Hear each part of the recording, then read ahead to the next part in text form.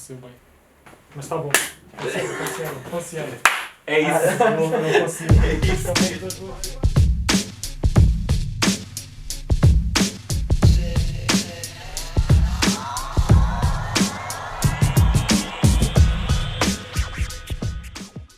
Então, estamos aqui hoje, esta tarde, para apresentar um formato diferente.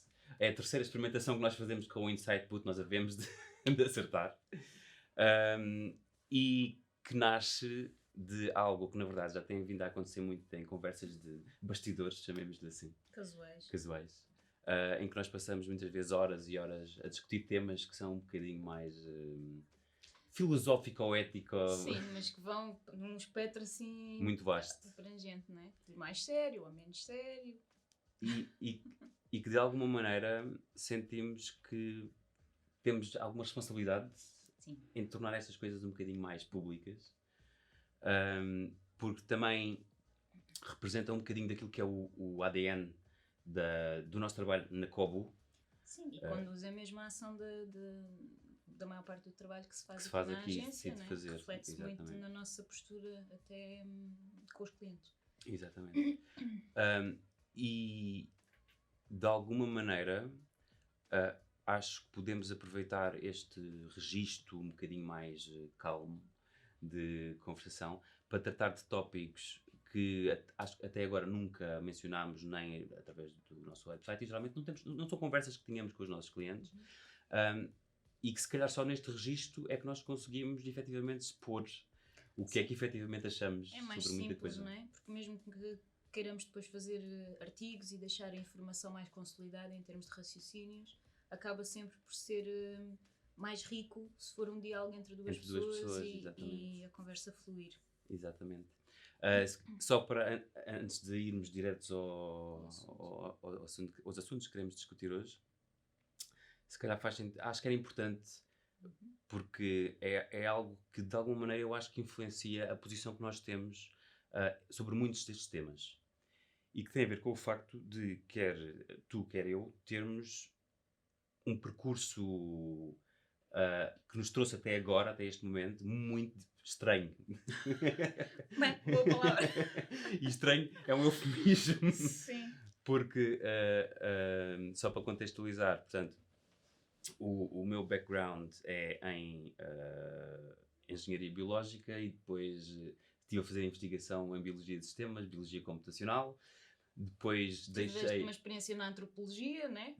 Sim. Prática. Depois mudei dramaticamente o rumo daquilo que é a minha protocarreira, chamemos-lhe assim.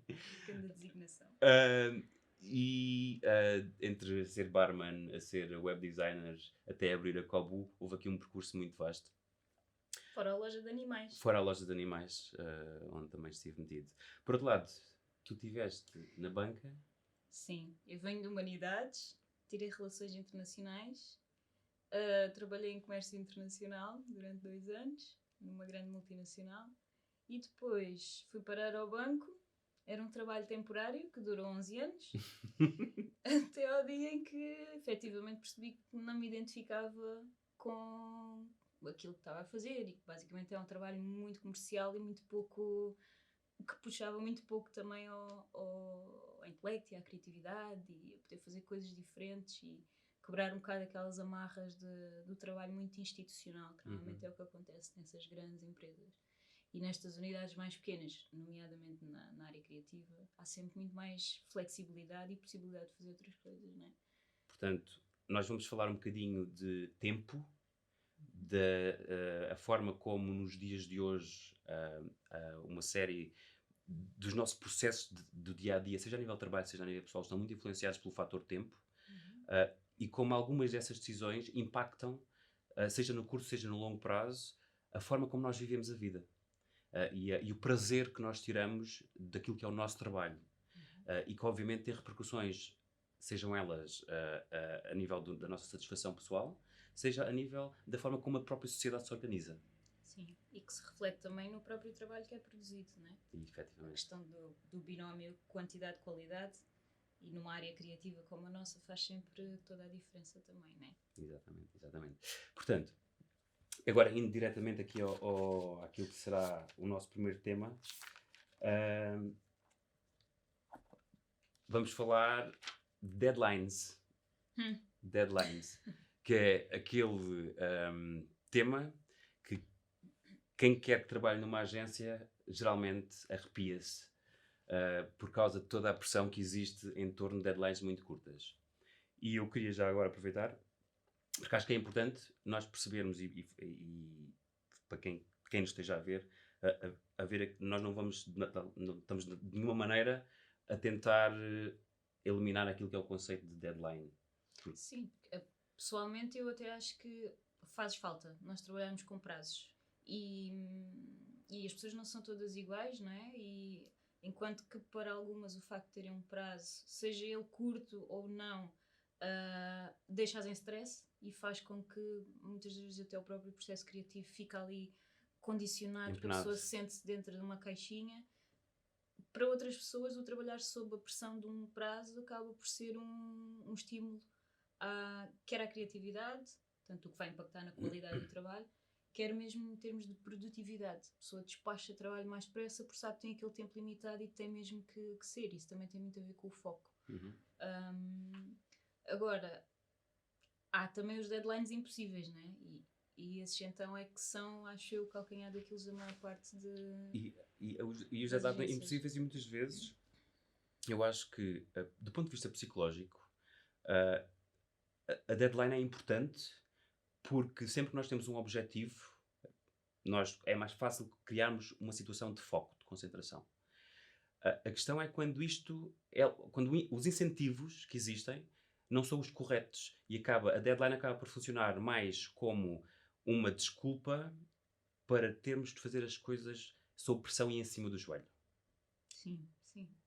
E a verdade é que é muito fácil dar esse passo para chegarmos a essa situação, não é? E eu lembro-me perfeitamente, e é aqui que eu acho que o nosso background ajuda a dar esta perspectiva. Quando eu estava a fazer trabalho de investigação, eu tinha tempo, passava dias e dias sozinho, dedicado só a resolver pequenas questões, a desenvolver um modelo matemático, a tentar criar um programa para fazer uma simulação.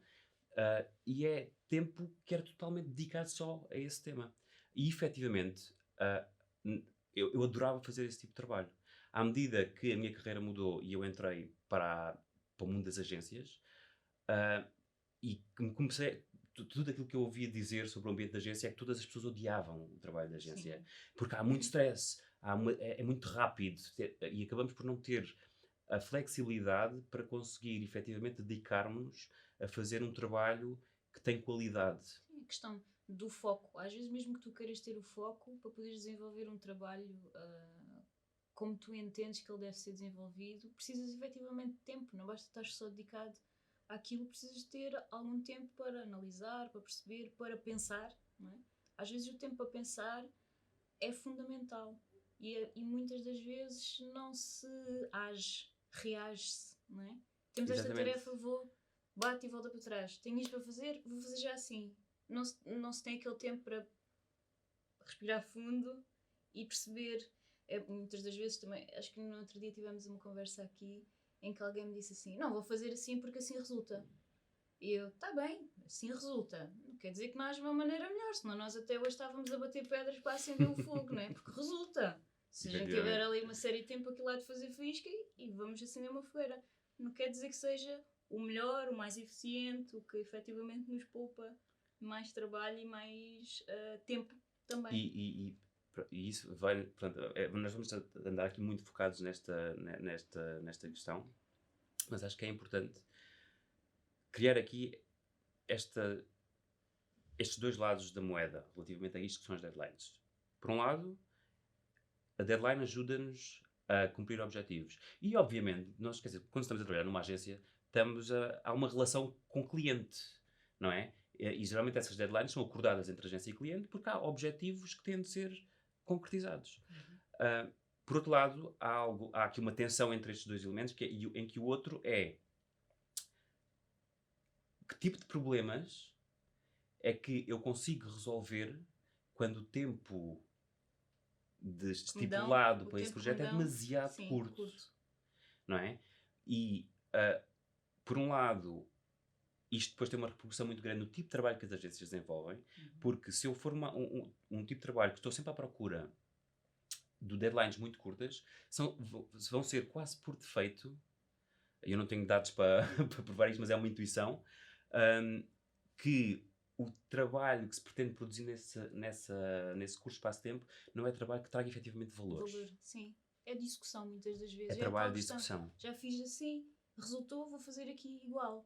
E muitas das vezes o aqui não tem as mesmas condições daquilo que resultou na vez anterior, né? Se calhar no fim até resulta, porque muitas das vezes o próprio cliente, quando chega à agência e diz que tem aquele deadline, o próprio não pensou naquilo como deve ser e não pensou que se conseguir de alguma forma gerir os seus processos e procedimentos internos para ganhar tempo e vai criar espaço para crescer em valor, não é? Nós temos aqui Porque imensas nós vezes temos este mesmo problema. muitas experiências em que às vezes há projetos que já podiam ser feitos numa semana, Sim.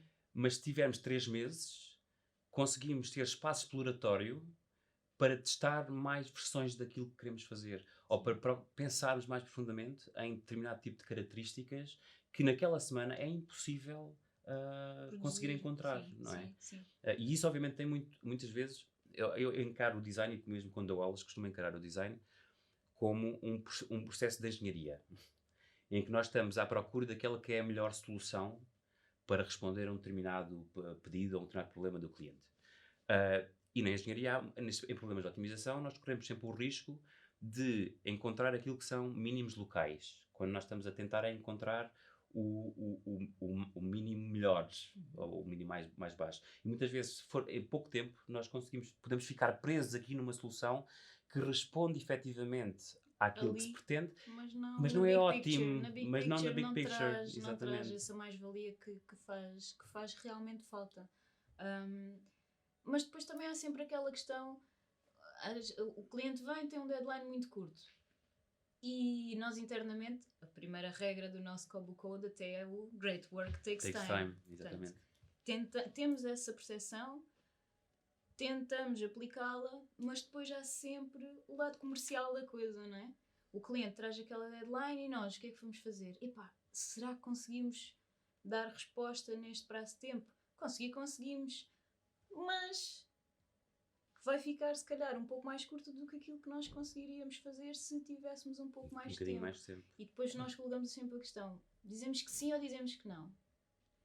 E eu acho que isso é um dos fatores, os deadlines apertados são um dos maiores terrores de todas as agências, porque ninguém tem coragem de dizer que não.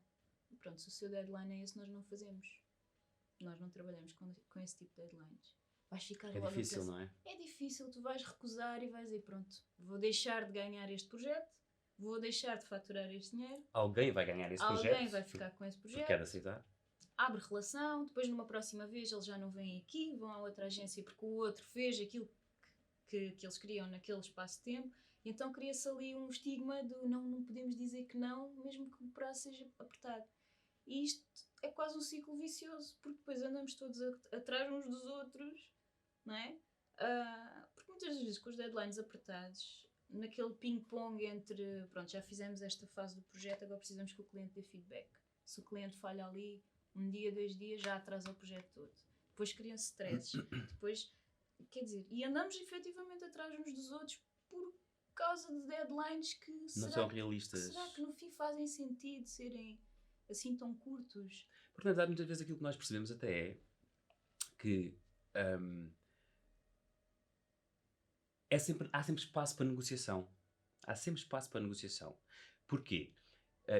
E nós temos, em projetos mais recentes, tem-nos acontecido situações em que até temos um scheduling do projeto bastante bem conseguido, mas na primeira fase ou na segunda fase do projeto percebemos que se calhar conseguimos levar o projeto numa direção um bocadinho diferente.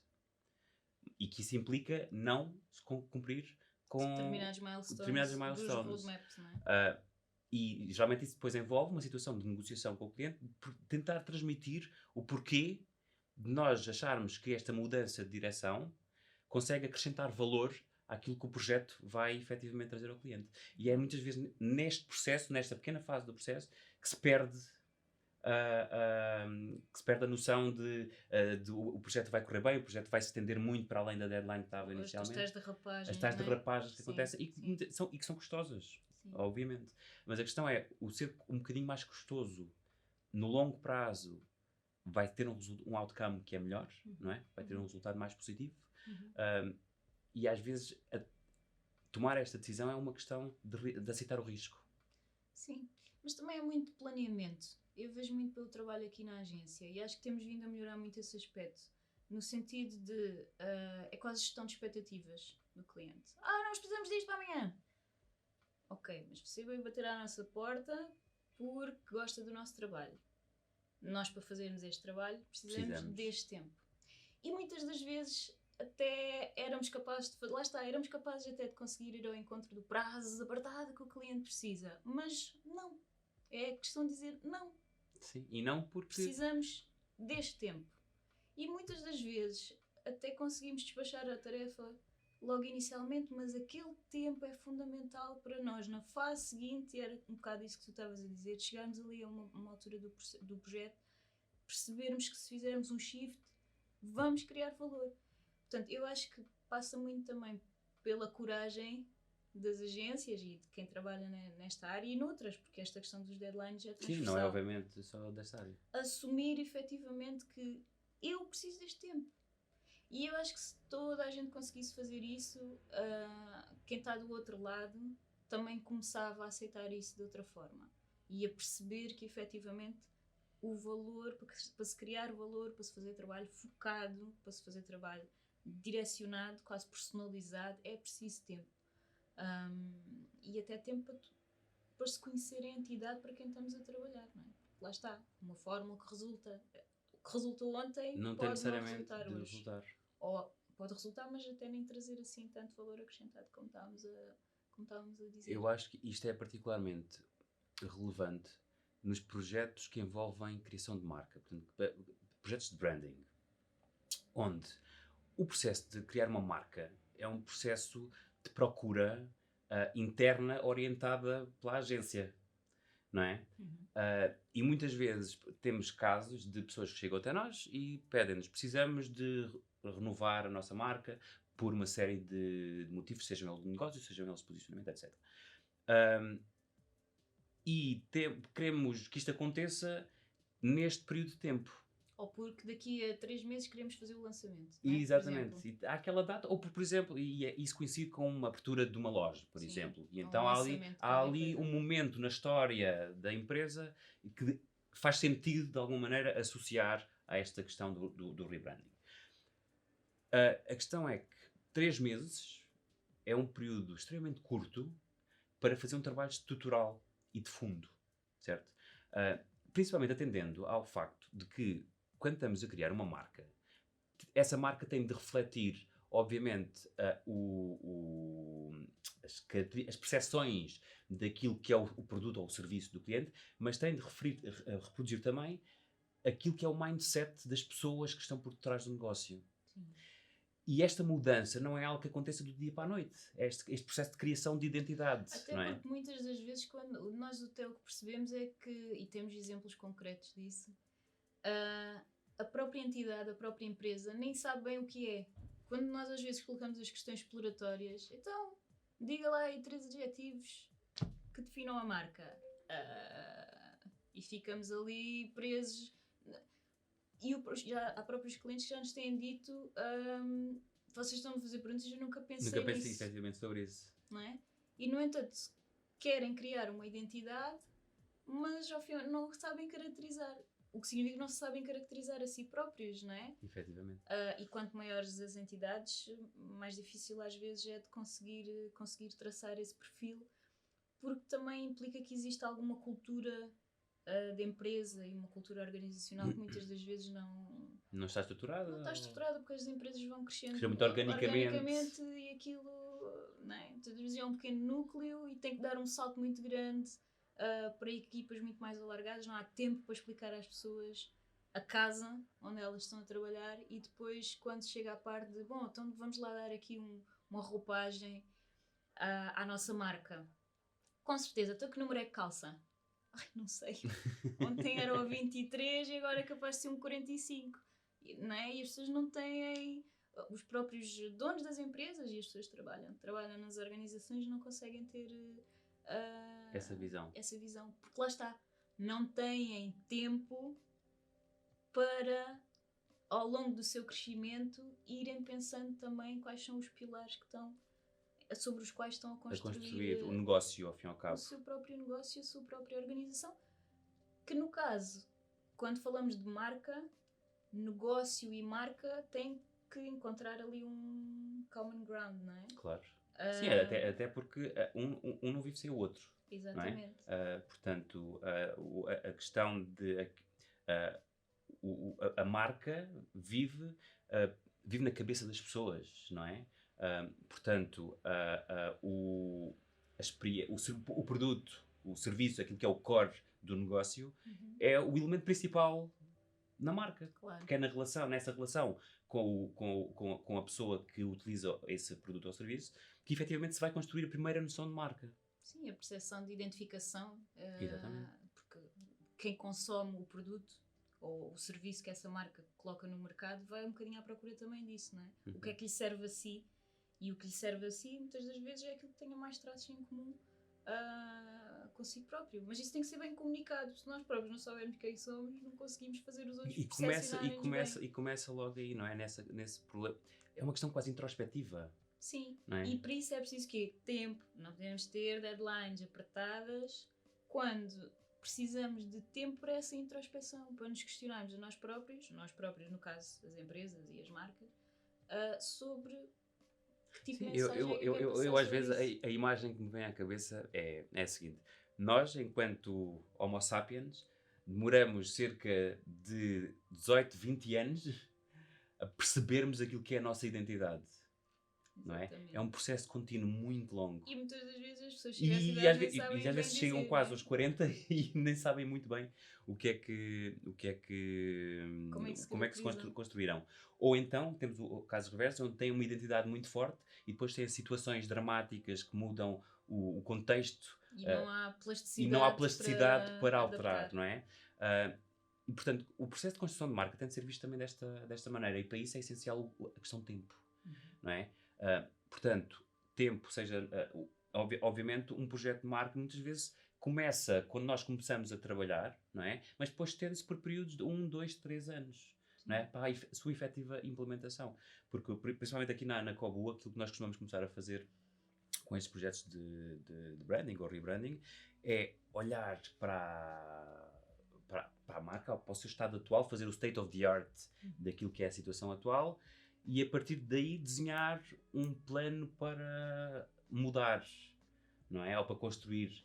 Isso em conjunto com o cliente, tentando extrair, não é?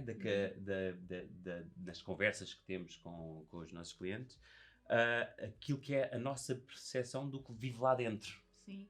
Já estás a entrar também um bocadinho no segundo ponto. Tem a ver com isso é a nossa metodologia de trabalho também, certo. Não é? Em que numa fase inicial nós gostamos sempre de, quando voltamos ao Kobu Code, né? Por favor convide-nos a entrar, porque senão nós vamos arrombar a porta. E que é muitas das vezes aquilo que acabamos por fazer com as tais questões exploratórias, quando tentamos começar a conhecer o cliente, que é tentar entrar na cabeça dele para ver como é que o próprio se autopercepciona, porque se nós não conhecemos de lado nenhum, nós podemos ter a nossa opinião, e muitas das vezes aquelas questões um bocadinho quase indelicadas de, então e porquê é que eu vou comprar o seu produto? Porquê é que não vou ali ao lado? Não é? Pôr o dedo na ferida. Ferir o orgulho. Sim, ou como aquelas marcas que vêm ter connosco e dizem, não, nós somos deste nicho, nós estamos posicionados neste nicho, e nós olhamos de fora, não estão não. Não é? Não estão, porque isto, falta-vos aquilo. O que vocês comunicam, quer em termos visuais, quer em termos de mensagem, não fala para essas pessoas que fazem parte desse nicho. E às vezes é quase tipo uma pedrada no charco, não é? Não fala, então, e como é que podemos fazer isto? Não é? E eu acho que em termos de metodologia de trabalho, essa fase exploratória é mesmo das mais interessantes de... Porque ao fim e ao cabo, se calhar, é uma fazer. fase que demora tempo, não é? Sim. É preciso, se queremos efetivamente ir à procura dos detalhes mais sórdidos, Sim, dos podres. dos podres, das coisas, é preciso efetivamente tempo. Mas é neste processo quase de tensão, onde tentamos rebater aquilo que são os vários argumentos que vão sendo postos em cima da mesa, quer por nós, quer pelo cliente, que se gera uma certa relação de confiança. Sim. Isso também é muito por causa da nossa postura, não é?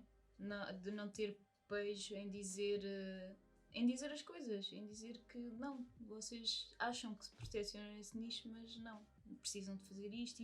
E às vezes até saímos um bocadinho da nossa competência, É um facto. enquanto agência criativa, marketing digital e não sei o quê, e entramos ali um bocadinho... No lado da consultoria de negócio. Sim, na parte mais delicada, que depois envolve budgets e tudo mais, mas dizer que se quiserem efetivamente ir ao encontro deste tipo de comunicação, então offline, ou seja, in situ, as pessoas quando vão comprar ou adquirir o produto ou serviço têm que encontrar esta condições, e para isso a vossa estrutura tem que mudar neste e naquele sentido.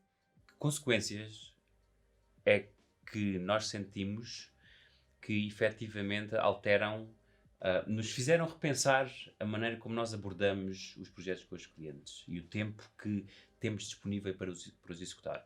Porque, e nós já tivemos essa percepção ao longo, apesar da Kobu ter só 6 anos, neste período já deu para perceber que determinado tipo de padrões de comportamento associados ao tempo de execução dos projetos geram consequências que não são necessariamente positivas para as pessoas que cá estão a trabalhar. Não é? E quando, pelo menos esta é a minha visão de uma empresa, eu numa empresa quero, obviamente, criar, gerar, ter uma empresa lucrativa, mas acima de tudo tentar maximizar o bem-estar das pessoas que fazem parte e constituem essa empresa.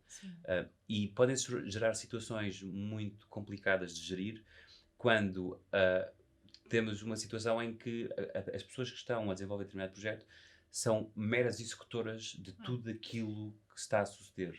O que eu noto muito aqui na agência, nas pessoas que estão diretamente relacionadas com esse tipo de trabalho, que vai aparecendo, não há nada a fazer, nota-se muito cansaço nas pessoas pela repetição de padrões, não é? E pela resistência do próprio cliente às vezes, porque temos elementos aqui na equipa que propõem fazer coisas diferentes, dinamizar os conteúdos, para refrescar, e é pensando no bem do cliente, a maior parte das vezes. Mas há muita resistência do outro lado, porque lá está, também existe muito essa cultura, ou falta dela, do outro lado, e há muita resistência à mudança, até podem achar muito giro, mas sim, muito giro, mas façam lá como é habitual. Como é habitual. Não é? E isso gera muito cansaço nas pessoas e em última análise também desmotivação, porque o potencial criativo dessas pessoas fica castrado e muitas das vezes até o próprio potencial do conteúdo do cliente dava para fazer outras coisas diferentes, e não existe espaço para isso, não existe tempo para isso também, muitas das vezes. Essa questão, eu acho, em consequência, todo o trabalho fica mais pobre.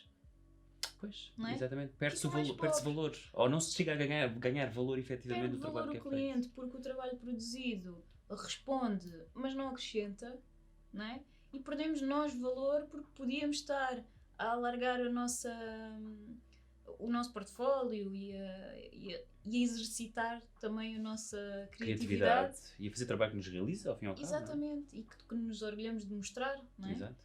E não conseguimos fazê-lo. Então penso que é todo um mix de cansaço, desmotivação, falta de fazer acontecer e dar sentido, era o que dizias há pouco. O trabalho torna-se meaningless, não é? Uhum. É mais do mesmo e tira propósito. Mas sabes às que pessoas. isso, estavas a dizer isso, eu estava a pensar que efetivamente isso não é um problema só da nossa área. Não. E há uma coisa que a mim me faz alguma confusão, porque eu seria incapaz de trabalhar nesses moldes, que é a quantidade de pessoas que fazem o seu trabalho e que vivem a sua vida sem que o trabalho que executam, onde passam grande parte 8, 9, 10 horas do seu do seu dia, não tem qualquer tipo de significado para si. É um trabalho de mera execução, onde são quase máquinas que estão a executar tarefas. E isso para mim faz muito pouco sentido enquanto humano, não é?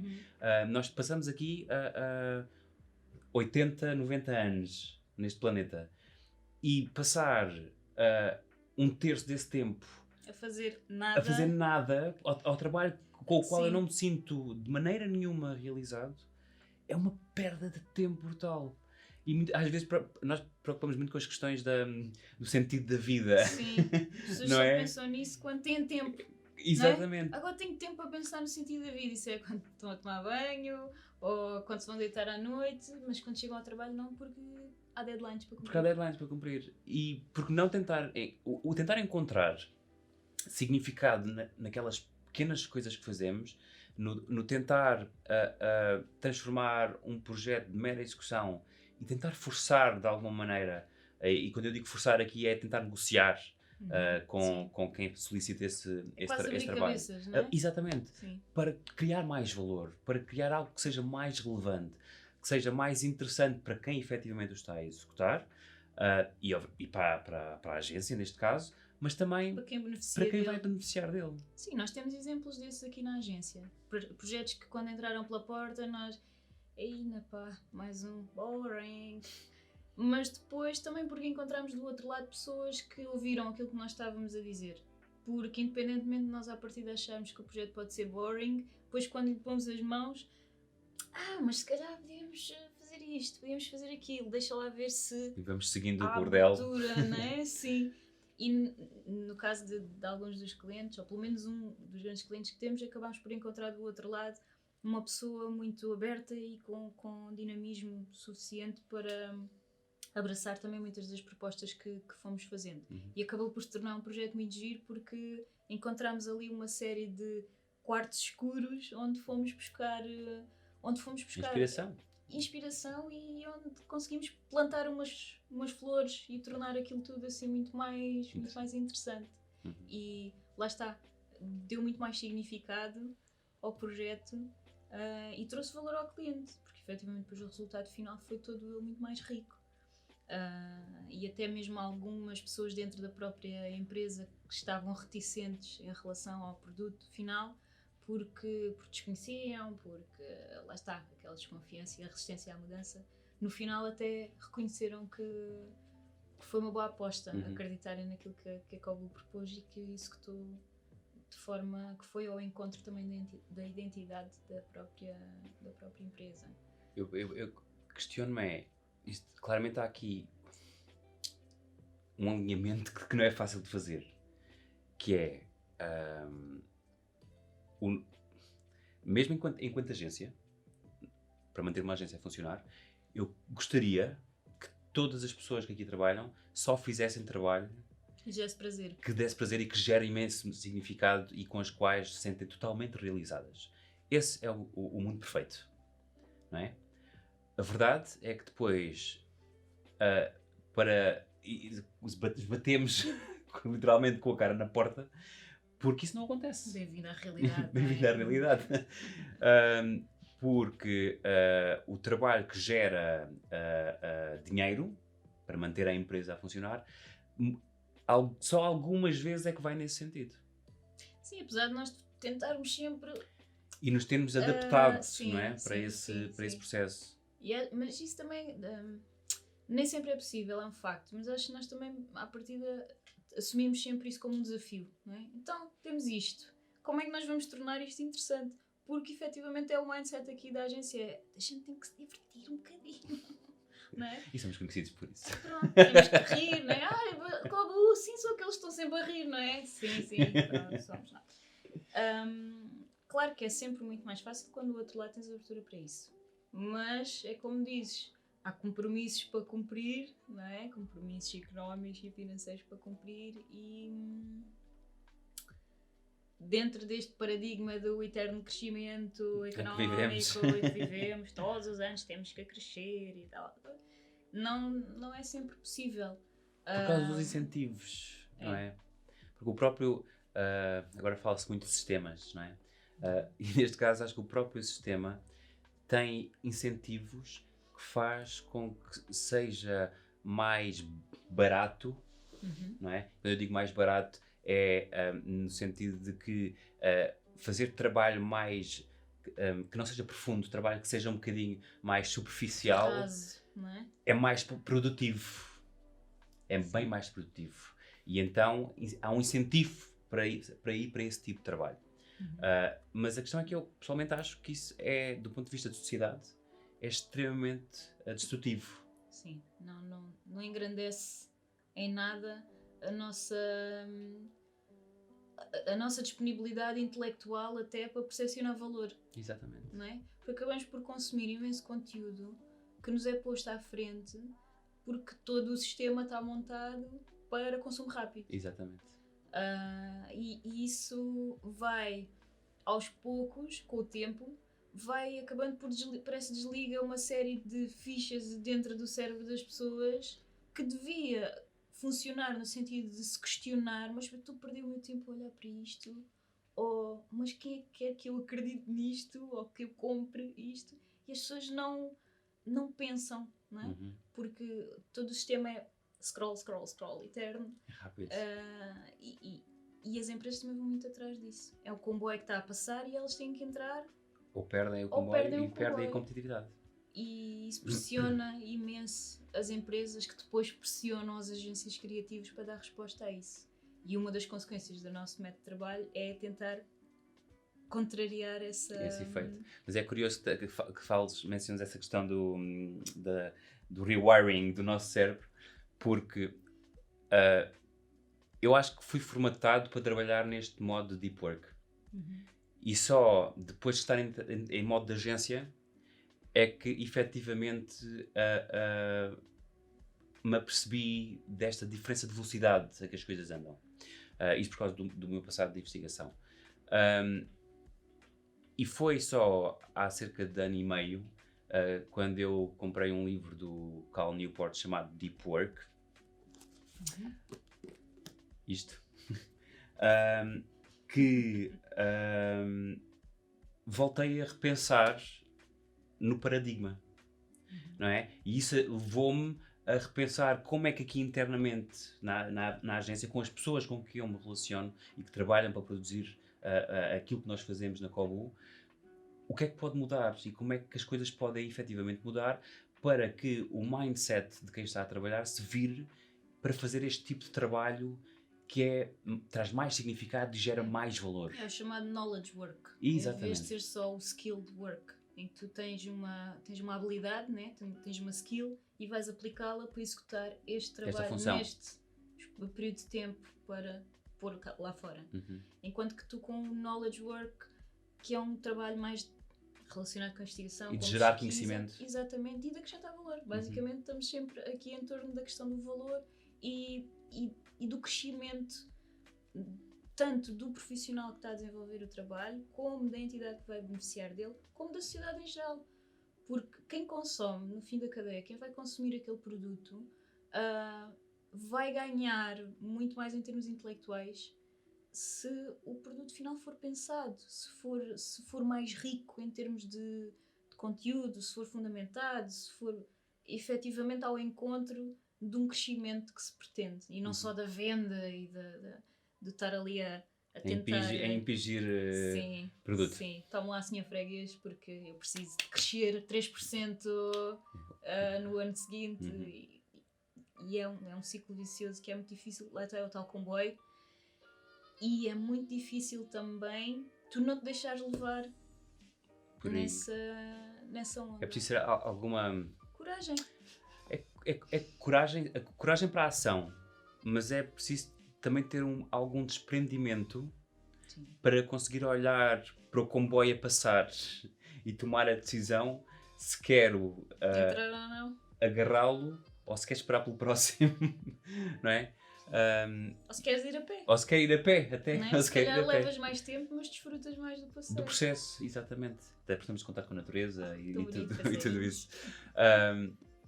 Mas é curioso que esta mudança que nós já começamos a sentir agora no tipo de trabalho que fazemos, o que é que foi necessário acontecer? foi necessário, ao fim e ao cabo, libertar uma série de pessoas para explorarem, para fazer trabalho, por isso simplesmente exploratório, que é algo que é extremamente custoso do ponto de vista de negócio, não é? É, a meu ver, um investimento a longo prazo, porque acho que estamos a alterar estruturalmente aquilo que é o trabalho que nós produzimos, não é?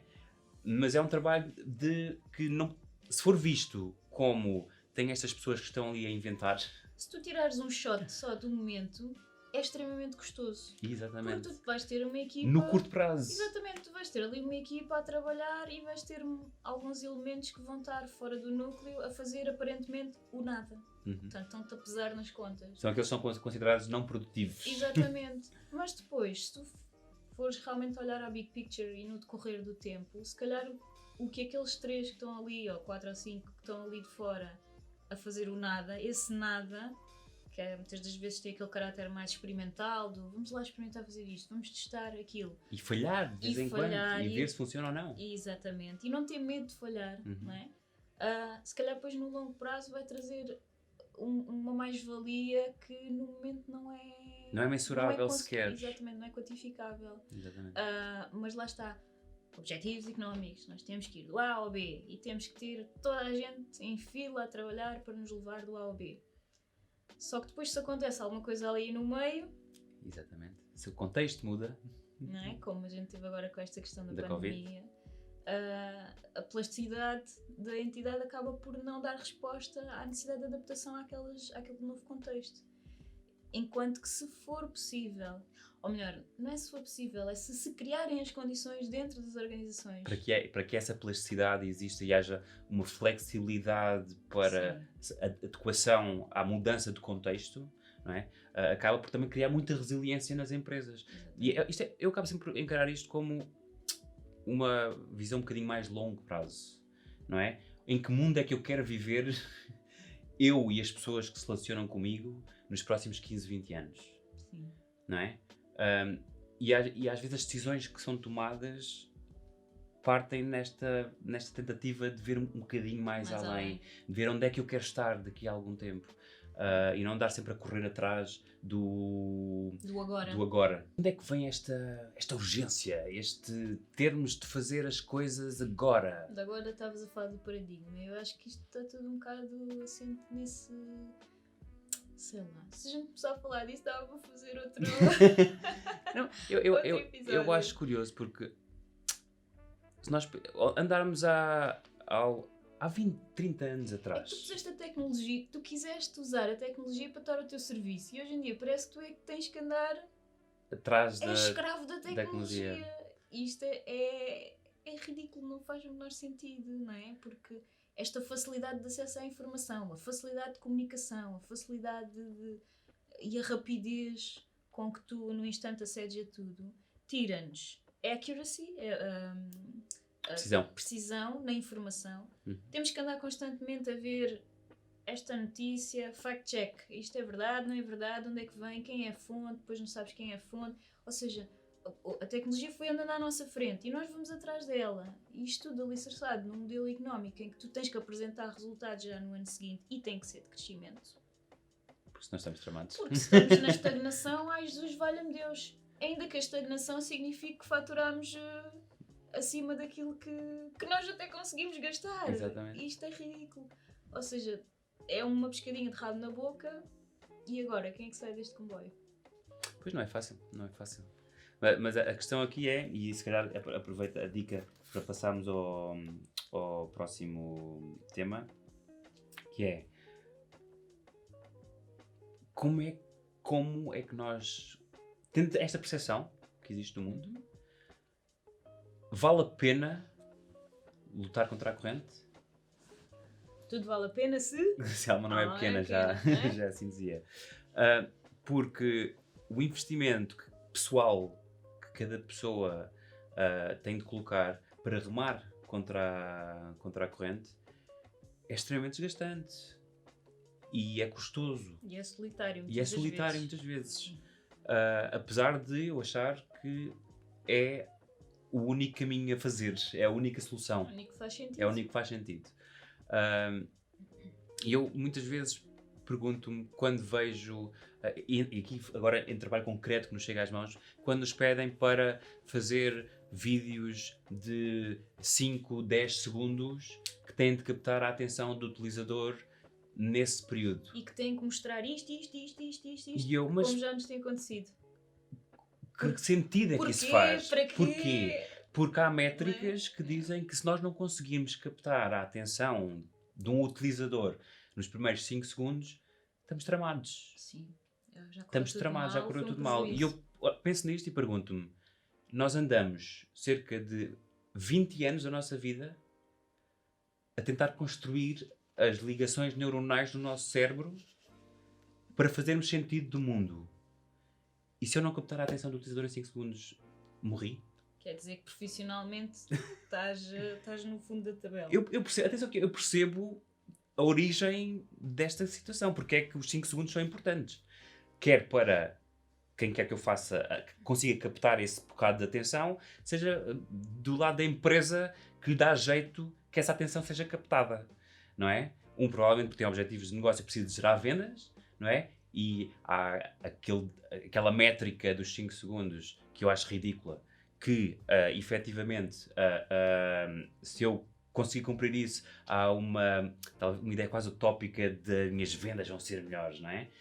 Quase como se hipnotizasse. Se tivesse que hipnotizar a pessoa. E do outro lado, empresas de redes sociais que vivem da gestão da tua atenção, não é? O que é que tu achas daquela questão do facto da nossa attention span, não é? Que tem vindo a decrescer e que nós hoje em dia temos um attention span ainda inferior a de um peixinho dourado?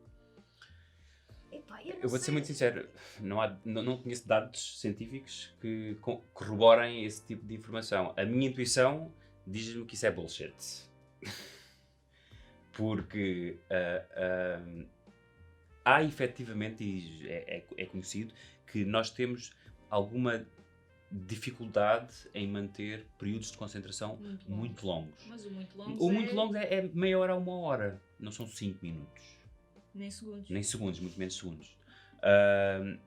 E a verdade também é que quanto mais, e esse é um dos argumentos que efetivamente o Cal Newport foca no Deep Work, quanto mais o nosso cérebro se treinar em estar a fazer trabalho focado durante longos períodos de tempo, maior resiliência ganha e há uma reestruturação da forma como o teu cérebro organiza a informação para poderes ser mais resiliente e manter-te durante mais tempo a fazer trabalho mais concentrado. Que depois até impacta e que tem um impacto muito grande na tua satisfação e no resultado final daquilo que se produz. Ora, tudo à nossa volta dá incentivos para o contrário acontecer. Não é? Seja os pedidos de trabalho que chegam por WhatsApp, seja os sistemas de messaging onde estamos constantemente a ser interrompidos, seja os meetings para tudo e mais alguma coisa. E atenção, eu percebo a utilidade dessas ferramentas, mas a questão é o que é que nós estamos a sacrificar à custa destas ferramentas. Sim. Não é? Até aquela questão do facto das pessoas já não suportam estar aborrecidas. Têm uma necessidade constante de estar a receber estímulos de coisas diferentes. O telefone não para de apitar com as notificações do Facebook, do Instagram, do LinkedIn, caiu mais um e-mail. Agora, aquelas apps que até nos mandam beber água, né? Você já não bebe água há um quarto de hora, vá beber um copo de água. E tu nem tens tempo de te sentir aborrecido. Quando muitas das vezes no aborrecimento é quando tu consegues libertar espaço na tua de raciocínio, não é? Para pensares em coisas que nunca pensaste. E de criatividade, e de criar ideias novas, não é? Uma bolha onde consegues inventar novas realidades quase. Mas há uma cultura do estímulo constante. Mas é curioso, que efetivamente há essa noção de que o tempo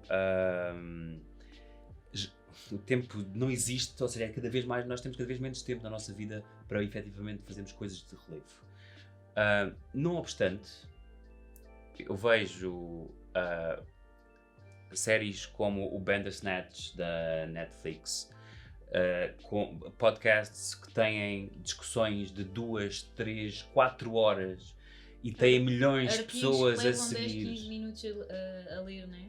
Exatamente. E essas coisas continuam a acontecer. E continuam esse tipo de pessoas Continuam esse tipo de pessoas que consomem esse tipo de trabalho.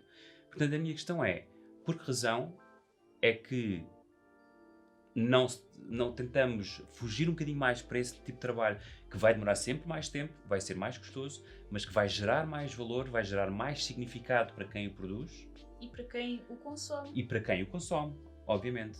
E se não haverá um certo imperativo ético-moral de o fazer. Eu também acho que sim. E qual é o papel que as empresas, e em particular as agências criativas que estão envolvidas neste sistema de criação de conteúdo, qual é o papel que elas devem ter?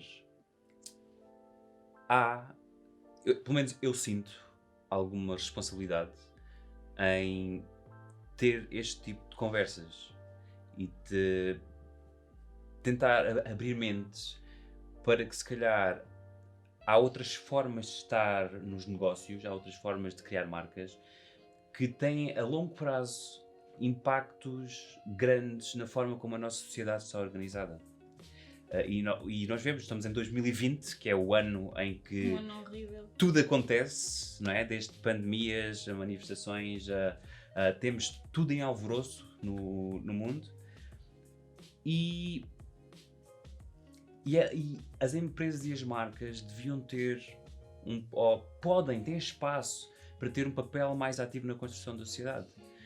Tem mais espaço do que, ainda no outro dia falávamos também sobre isso. As grandes empresas, e principalmente aquelas que estão ligadas mais aos meios de comunicação, os Googles desta vida, os Facebooks, os alfabetos, não é? Têm um alcance muito maior do que muitos estados, não é? Porque é maior o número de pessoas que lhes dá ouvido ou que lhes presta atenção do que o número de pessoas que vota, por exemplo. Nós vimos isso facilmente no número decrescente de pessoas que vão e que comparecem aos atos eleitorais. E isso efetivamente cria sobre essas empresas, ou devia criar sobre essas empresas, uma expectativa. Sim, e uma noção de responsabilidade social um bocadinho diferente daquela que nós vemos hoje em dia a ser chamada de responsabilidade social. Que muitas vezes é uma página nos sites que dizem as causas a que determinada empresa se dedica. É quase mais mecenato do Exatamente, é isso mesmo. Que efetivamente há uma postura ativa para alterar a estrutura da societal, não é? Para contribuir para a mudança. Sim. E isso, muitas vezes, a forma como a empresa se posiciona no mercado e aquilo que é paralelo aos produtos e serviços que são oferecidos e que eu acredito contribuem muito para, em termos do funil de marketing, aquilo seja a fase de pós-conversão, que tem a ver com a retenção das pessoas, a criação de lealdade. É nos valores que isso acontece, é ao nível dos valores que isso acontece.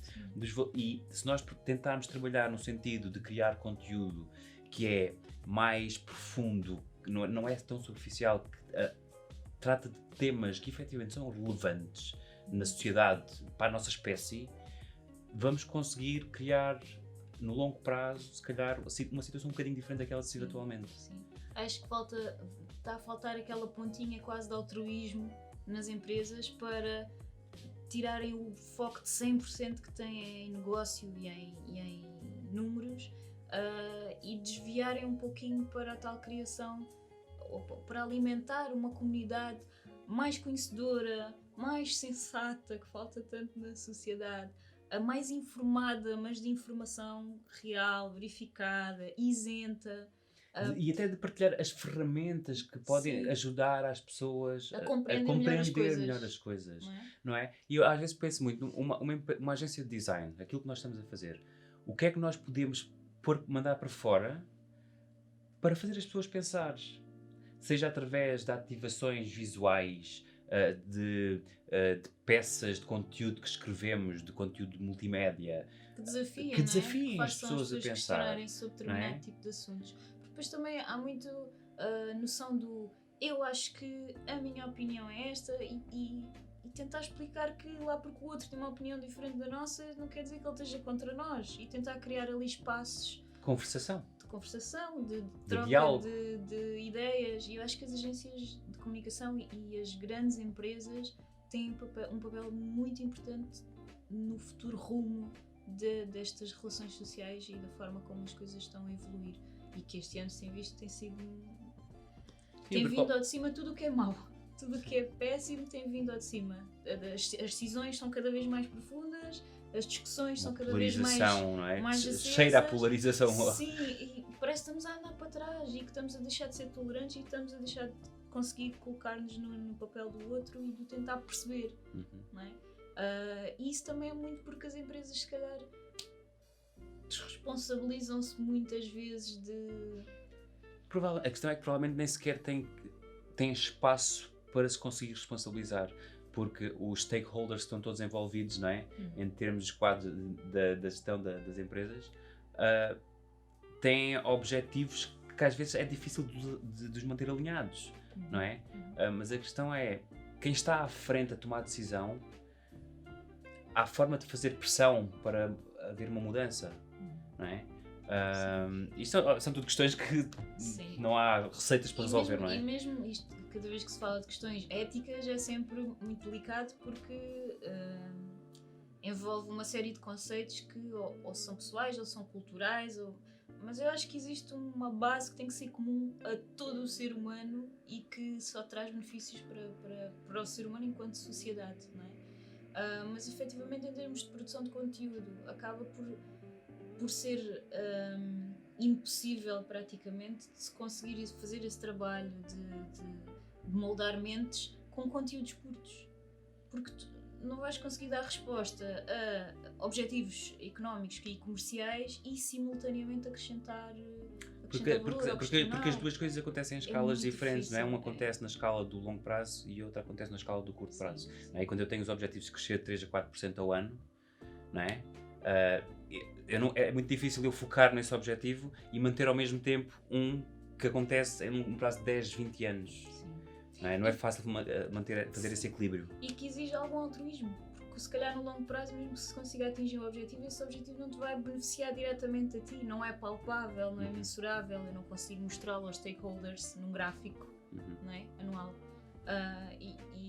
Mas esse exercício, eu acho que é importante se falar sobre isso e sobre essas questões éticas e morais associadas à produção de conteúdo curto, conteúdo longo, tipologias de conteúdo. Tem que se falar sobre isso, porque faz falta, realmente. Faz falta e acima de tudo já há evidência ao longo da última década de como o conteúdo pensado com detalhe, aquilo que eu costumo chamar os easter eggs, as narrativas não lineares, complexas, a complexidade mensagem, é intelectualmente estimulante. E Perduram no tempo. Sim, criam identificação e deixam marca, não é? Fica aquela impressão digital na cabeça da pessoa, toda a gente se lembra do jingle que ouviu não sei o quê, associado àquele spot televisivo que durava 2 minutos, mas que toda a gente ficava a ver porque contava ali alguma coisa, não é? E não só vendia um produto. E eu acho que se perdeu, se calhar, um bocadinho isso, também em virtude da evolução das tecnologias e da rapidez a que estamos sujeitos. Mas é importante ir buscar essa forma de estar, quase, que as marcas tinham e que têm vindo, se calhar, a perder cada vez mais. Okay. Bem, nós começámos a falar em deadlines, acabámos a falar em ética, mas acho que tudo isto está ligado, efetivamente, pela questão do tempo que nós temos disponível para dedicar a gerar significado. Sim. Não é? Seja significado para nós, seja significado para terceiros. E acho que nós podíamos continuar a falar disto durante mais algumas horas, mas se calhar para uma primeira tentativa vamos ficar por aqui, não está mal. Sim. Mas acho que há certamente espaço para nós voltarmos a este assunto, não é? E há alguns tópicos em particular, tentar expandir cada um deles, porque acho e acredito que possamos estar, ao fazer isto, a tentar contribuir de alguma maneira para este processo de mudança. Sim, sim. E que muitas das vezes isto são questões que surgem no dia a dia e uma pessoa faz ali um raciocínio de 10, 15 minutos, pá, eu tenho que perder tempo a pensar melhor nisto. Eu tenho que escrever um artigo sobre isto, não é? Acontece-nos imensas vezes. Tenho uma série de tópicos para escrever sobre um artigo sobre este assunto. E passa um dia, passa outro, e não temos tempo, e temos prazo para cumprir, e, as coisas vão acumulando. E acaba por... E é realmente importante. E é importante partilhar também, porque certamente que há imensas pessoas a pensar sobre o mesmo. E se calhar com soluções que até nos podem partilhar connosco e podemos aprender todos juntos, não é? Porque faz falta esse tipo de interação e de troca e de partilha. Ok. Bem, nós não pensámos numa forma de acabar De nos isto, despedirmos. nos despedirmos das pessoas, mas acho Mas é que é isto, Pronto, basicamente. E numa próxima. E numa próxima continuaremos. Yes.